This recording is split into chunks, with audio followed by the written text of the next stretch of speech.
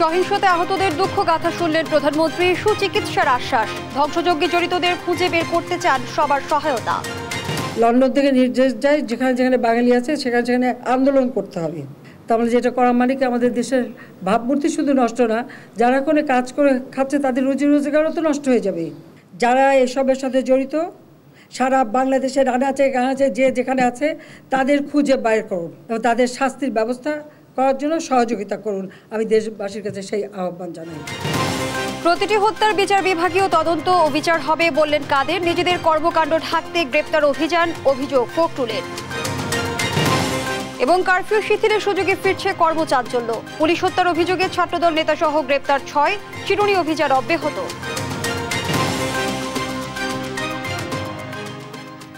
আমন্ত্রণ সংবাদ রাতে, দেখছিলেন শিরোনাম, সাথে আছি আমি ফারনাজ জুই। এবারে বিস্তারিত। কোটা সংস্কার আন্দোলনের সহিংসতায় আহতদের কষ্টের কথা শুনলেন প্রধানমন্ত্রী শেখ হাসিনা। বিকেলে ঢাকা মেডিকেল কলেজ হাসপাতালে আহতদের দেখতে গিয়ে তিনি প্রশ্ন রাখেন, সব দাবি মেনে নেওয়ার পরও কেন এই সহিংসতা। জানান, আহতদের চিকিৎসার দায়িত্ব নেবে সরকার, প্রয়োজনে করা হবে কর্মসংস্থানের ব্যবস্থাও। জয় যাদবের রিপোর্ট। কোটা আন্দোলনের নামে দেশ জুড়ে সাম্প্রতিক সহিংসতায় আহত হয়েছে কয়েক হাজার মানুষ। শুক্রবার বিকালে ঢাকা মেডিকেল কলেজ হাসপাতালে এসব আহত মানুষকে দেখতে ছুটে যান প্রধানমন্ত্রী শেখ হাসিনা। প্রতিটি ওয়ার্ড ঘুরে ঘুরে আহতদের খোঁজ নেন তিনি, কথা বলেন স্বজনদের সঙ্গেও। পরে আপ্লুত প্রধানমন্ত্রী বলেন, আন্দোলনের নামে যারা এমন বর্বরতা চালায় তাদের মধ্যে মনুষ্যত্ব নেই। আহতদের সুচিকিৎসার সব ব্যবস্থা করা হবে বলেও জানান তিনি। এইভাবে মানুষ আপনজন হবে, এইভাবে মৃত্যু ছিল হবে, এটা আমি কখনো চাই না। কিন্তু আজকে বাংলাদেশে সেটাই করলো। এদের কোনো মনুষ্যত্ব বোধ নেই। এই জামাত, শিবির, বিএনপি, ছাত্রদল তারা এই সুযোগটা নিয়ে, কোটা আন্দোলনের সুযোগটা নিয়ে সারা দেশব্যাপী এই ধ্বংসাত্মক কাজ করে যাচ্ছে। কতগুলি মানুষের জীবন চলে গেল, কতগুলি পরিবার তাদের ক্ষতি হলো। আমি এটুকু বলতে পারি যে আমরা চিকিৎসার জন্য যা যা প্রয়োজন সরকার করে যাচ্ছে এবং করবে। চিকিৎসা শেষে তাদেরকে অন্তত তাদের আয় রুজির ব্যবস্থা যাতে হয় সেটাও আমরা করব। এমন নাশকতাকে জঙ্গিদের সঙ্গে তুলনা করে প্রধানমন্ত্রী প্রশ্ন রাখেন, সব দাবি মেনে নেওয়ার পরও কেন সহিংসতা।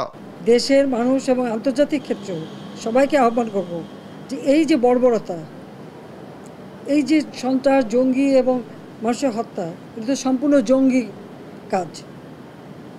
এরা তো হাত কাটা, রক কাটা, পা কাটা, আমাদের ছাত্রীদের ছেলেদের খালি চট্টগ্রামে সেই 6 তলা থেকে ফেলে দেওয়া, তাদের রক কেটে দেওয়া, পড়ে যাওয়ার পরেও তাদের উপর হামলা। এ কোন ধরনের বর্বরতা? আমরা তো সব দাবি মেনেই নিয়েছি, তারপরে আবার কেন? সেটাই আমার প্রশ্ন। এটিকে জঙ্গিবাদকে সুযোগ করে দেওয়ার জন্য? এই ধরনের জঙ্গি সন্ত্রাসীর বিরুদ্ধে দেশবাসীকে ঐক্যবদ্ধ হয়ে রুখে দেওয়ার আহ্বান জানান প্রধানমন্ত্রী শেখ হাসিনা। যারা অপরাধী খুঁজে বের করে দিতে হবে এবং সকলে ঐক্যবদ্ধ হতে হবে এই বর্বরতার বিরুদ্ধে। জয় যাদব, দেশ টিভি, ঢাকা। এর আগে ক্ষতিগ্রস্ত বিটিভি ভবন পরিদর্শন করে প্রধানমন্ত্রী বলেন, সাজাপ্রাপ্ত তারেক রহমান লন্ডন থেকে নির্দেশ দিয়ে বিভিন্ন দেশে থাকা প্রবাসীদের উস্কে দিচ্ছে। বলেন, শিক্ষার্থীদের তিনি রাজাকার বলেননি, তার বক্তব্য বিকৃত করে আন্দোলনকে ভিন্ন খাতে নেওয়া হয়েছে। আন্দোলনের নামে যারা সহিংসতা চালিয়েছে তাদের ধরিয়ে দিতে দেশবাসীর সহযোগিতা চেয়েছেন প্রধানমন্ত্রী।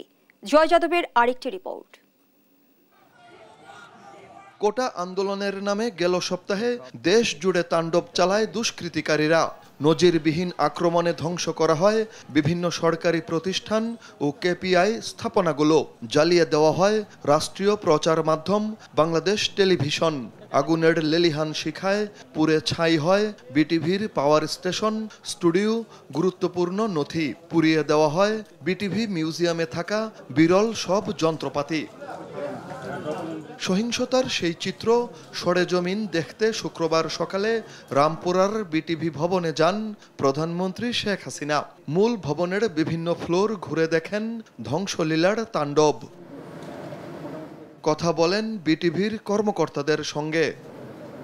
পরে প্রধানমন্ত্রী বলেন, যারা এভাবে রাষ্ট্রীয় সম্পত্তি ধ্বংস করেছে তারা দেশের শত্রু।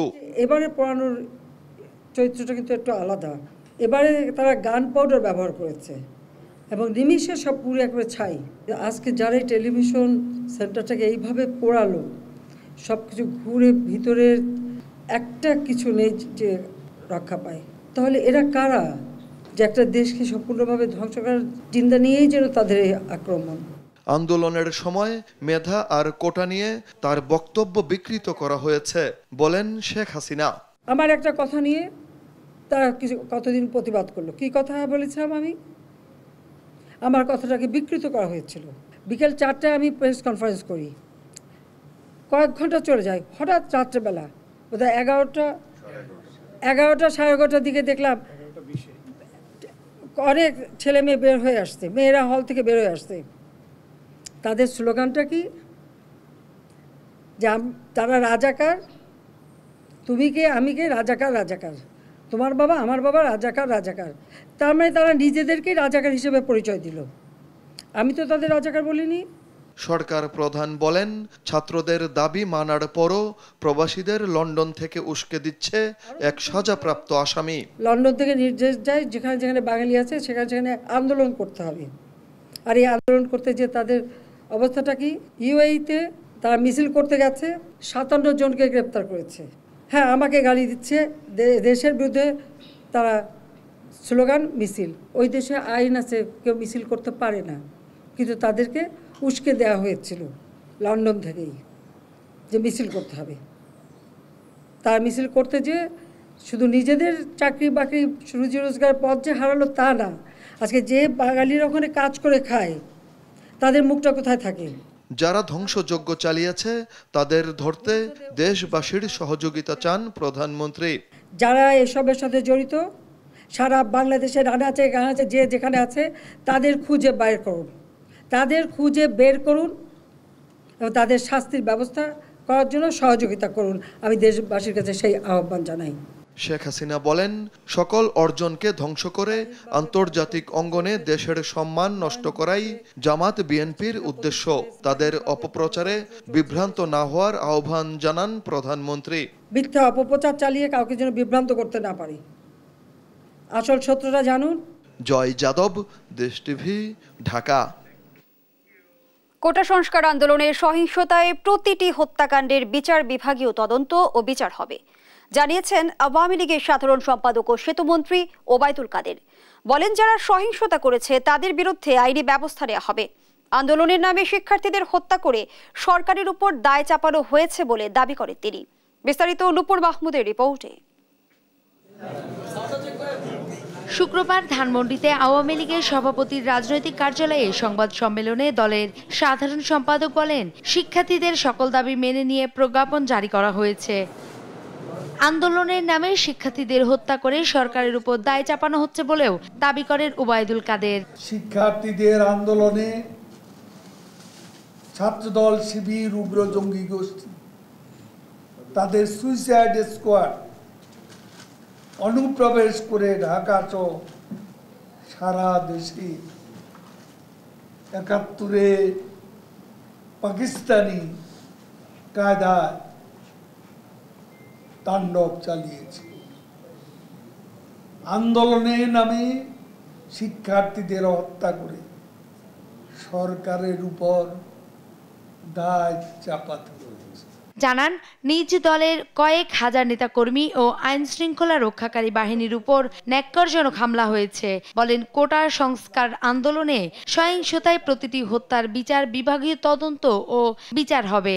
আইন শৃঙ্খলা বাহিনী তদন্তে যখন স্পষ্ট উঠেছে বিএনপি জামাতের ষড়যন্ত্র, নৈরাজ্য, নাশকতার তথ্য পাওয়া যাচ্ছে, নির্দেশদাতা অর্থদাতাদের পরিচয়, মির্জা ফখরুল থলের বিড়াল বের হতে শুরু করেছে।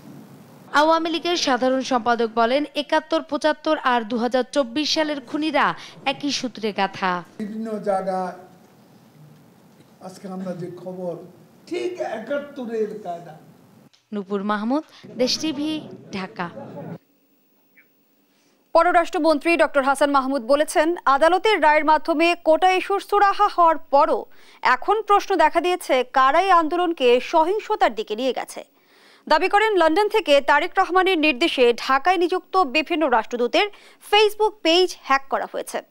সকালে ঢাকায় এক অনুষ্ঠানে তিনি সাংবাদিকদের একথা বলেন।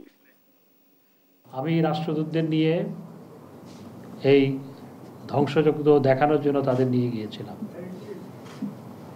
ইটালিয়ান রাষ্ট্রদূতের কথা বলা হয়েছে, তিনি নিজে বলেছেন it's a shame.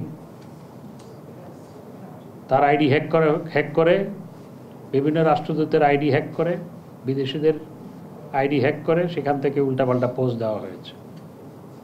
Italian রাষ্ট্রদূতের IDEO hack করা হয়েছে। আজকে রাষ্ট্র আক্রান্ত এবং এই রাষ্ট্রের উপর হামলা তারেক রহমানের নির্দেশে হয়েছে। সরকার নিজেদের কর্মকাণ্ড ব্যর্থতা আড়াল করতে বিরোধী নেতাকর্মী এবং সাধারণ মানুষকে নির্বিচারে গ্রেপ্তার করছে বলে অভিযোগ করেছেন বিএনপি মহাসচিব মির্জা ফখরুল ইসলাম আলমগীর। শুক্রবার গণমাধ্যমে পাঠানো এক প্রেস বিজ্ঞপ্তিতে একথা বলেন তিনি। বলেন, নেতাকর্মীদের গুম করে রেখে নির্যাতন চালিয়ে 4-5 দিন পর আদালতে তোলা হচ্ছে, যা আইন ও মানবাধিকার লঙ্ঘন। ছাত্র জনতার ন্যায়সঙ্গত আন্দোলনকে দমন করতে সেনাবাহিনীকে ব্যবহার গ্রহণযোগ্য নয় দাবি করে অবিলম্বে কারফিউ তুলে নেওয়ারও আহ্বান জানান ফখরুল। বিবৃতিতে চলমান আন্দোলনে সহিংসতায় দেশের কতজন মানুষকে হত্যা ও পঙ্গু করা হয়েছে তার পরিসংখ্যান দেশের মানুষ জানতে চায় বলে দাবি করা হয়।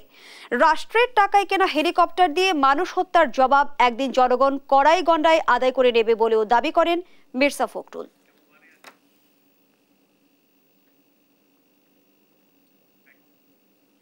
দেখছেন সংবাদ রাত। কারফিউর 7ম দিনে কিছুটা স্বাভাবিক অবস্থায় ফিরেছে রাজধানী ঢাকা। কারফিউ শিথিলের সুযোগে খুলেছে অনেক দোকানপাট। গণপরিবহন কম হলেও সাধারণ মানুষের চলাচলে পড়েনি ভাটা। নগরীতে সরব উপস্থিতি ছিল আইন শৃঙ্খলা রক্ষাকারী বাহিনীর। বিস্তারিত শাহাদাত নিশাদের রিপোর্টে। শুক্রবারের রাজধানী কারফিউরও 6ষ্ঠ দিন। সড়কের চিত্র দেখে বোঝার উপায় নেই কদিন আগেও এই রাজধানী ছিল অস্থিরতায়। সকাল 8টা থেকে বিকেল 5টা পর্যন্ত কারফিউ শিথিলের সুযোগে এদিন রাজধানীতে নেমেছে গণপরিবহন। একই সাথে ঢাকা থেকে ছেড়েছে দূরপাল্লার বাসও। সাধারণ মানুষের নিরাপত্তার সাথে নগর জুড়ে সরব উপস্থিতি ছিল পুলিশের। বিভিন্ন পয়েন্টে সেনাবাহিনীর পাশাপাশি র্যাব ও বিজিবিরও টহল। সপ্তাহখানেক নির্বিঘ্নে চলাচলের সুযোগে স্বস্তি প্রকাশ করে সাধারণ মানুষ। দেশ এখন সুন্দর একটা অবস্থানে আছে, কোথাও কোনো বাসে আসছি, খুব সুন্দর স্বাভাবিক জীবনযাপন চলছে। ঢাকা আসছি, কোনো ধরনের কোনো যানজট বা কোনো ধরনের কোনো খারাপ কিছু দেখলাম না। সড়কে পরিবহন থাকলেও ভিড় ছিল না গাড়িতে। কোনো গ্যাঞ্জাম নাই, কিছু না, কিন্তু যাত্রী নাই, তো যাত্রী নাই, কোনো লোকই বাইরে না ঘরের। এখন অবস্থা যেটুকু দেখতেছি কোনো গ্যাঞ্জাম কোনো জায়গায় নাই। তারপরেও আমাকে তো ভাড়া বাতি নেই, লোকজন বাসা থেকে কেউ বের হচ্ছে না। দ্রুত নগরের পরিস্থিতি স্বাভাবিক হয়ে উঠুক এমনটাই প্রত্যাশা সাধারণ মানুষের। শাহাদাত নিশাদ, দেশ টিভি, ঢাকা। রাজধানী সহ সারা দেশে দুর্বৃত্তদের হামলায় প্রাণ গেছে 3 পুলিশ সদস্যের। আহত বাহিনীর আরও 1117 জন সদস্য, যাদের মধ্যে গুরুতর অবস্থা 132 জনের। হামলায় জড়িত বেশিরভাগের সঙ্গে বিএনপি জামায়াতের সম্পৃক্ততার তথ্য পেয়েছে ডিবি। ডিবি প্রধান জানান, কোটা সংস্কার আন্দোলনে শিক্ষার্থীদের ঢাল হিসেবে ব্যবহার করে এর আড়ালে রাষ্ট্রীয় স্থাপনা ও পুলিশকে টার্গেট করা হয়েছে। বিস্তারিত শাহাদাত নিশাদের রিপোর্টে। কোটা সংস্কার আন্দোলন ঘিরে সহিংসতায় সম্প্রতি রাজধানীর রায়েরবাগ শনির আখড়ায় 2 পুলিশকে নির্মমভাবে হত্যা করে দুর্বৃত্তরা। এদের মধ্যে একজনের লাশ ফুটওভার ব্রিজে ঝুলিয়ে রাখে তারা। কোমলমতি ছাত্রদের কোটা বিরোধী আন্দোলনকে ঘিরে এই সকল অপশক্তি, জামাত বিরোধী বিএনপি চক্র, তারা ওই শনির আখড়া রায়েরবাগ এলাকায় গিয়ে তারা আমাদের পুলিশ সদস্যদের যেখানেই পেয়েছে সেখানেই পিটিয়েছে এবং তারা ঘোষণা করেছে পুলিশকে মারতে পারলে 10,000, অর্থাৎ তাকে যদি বাড়ি দিতে পারে আর মারলে তাদের কি ছিল সেটা আমরা এখনো পাইনি তথ্যটা। এই ঘটনার মাস্টারমাইন্ড ডেমরা থানা ছাত্রদলের আহ্বায়ক মাসুদ রানা সহ 6 জনকে রাজধানীর বিভিন্ন এলাকা থেকে গ্রেফতার করে ডিবি পুলিশ। বাকিরা হলেন ইরফান, আবু বকর, রবিউল, সৌরভ ও তারেক। ডিবি জানায় সুনির্দিষ্ট প্রমাণ সাপেক্ষে তাদের গ্রেফতার করা হয়েছে। হামলায় জড়িত থাকার বিষয়টি স্বীকারও করেছে আটককৃতরা। সকালবেলা আমি কোটা আন্দোলনকারীদের সাথে শনি একটা গিয়ে মিছিল করি এবং 2টা 2:30 পর্যন্ত আমি শনি একটা থাকি। আমি সন্ধ্যার সময় যাই, যাওয়ার পরে আমি ওইখানে অনেক লোকজন দেখছি আগুন জ্বালাইতে এবং আমি নিজেও ওইখানে বাঁশ দিয়ে আগুন জ্বালাই। আমাদের নেতাকর্মী এখানে উপস্থিত ছিল, তারপরে ওইখানে সবাই লাঠি সোটা দিয়া পুলিশটাকে মাইরা ফেলাইছে। সবার কাঠ লাঠি বাঁশ ছিল, তো সাথে সাথে পুলিশকে ঘেরাও দিয়ে সবাই পিটিয়ে পুলিশকে হত্যা করে ফেলেছে। দুপুরে ডিবি জানান কোটা সংস্কার আন্দোলনের আড়ালে পুলিশকে দুর্বল করতে পরিকল্পিতভাবে হামলা ধ্বংসযজ্ঞ চালানো হয়। তারা মনে করেছিল পুলিশকে মনোবল ভেঙে দিয়ে পুলিশকে যদি হত্যা করতে পারে তাহলে পুলিশ হয়তো পিছিয়ে যাবে, তখন তারা এই রাষ্ট্রকে, গণতান্ত্রিক সরকারকে তারা অকার্যকর রাষ্ট্রে পরিণত করবে এবং এই দেশটাকে আবার তারা পিছিয়ে নেওয়ার একটা মূল নীল নকশা ছিল। নাশকতায় জড়িত এবং হামলার পরিকল্পনাকারীরা যেখানে থাকুক না কেন তাদের ছাড় দেওয়া হবে না বলেও জানান পুলিশের এই কর্মকর্তা। শাহাদাত নিশাদ, দেশ টিভি, ঢাকা। দেখছেন সংবাদ রাত।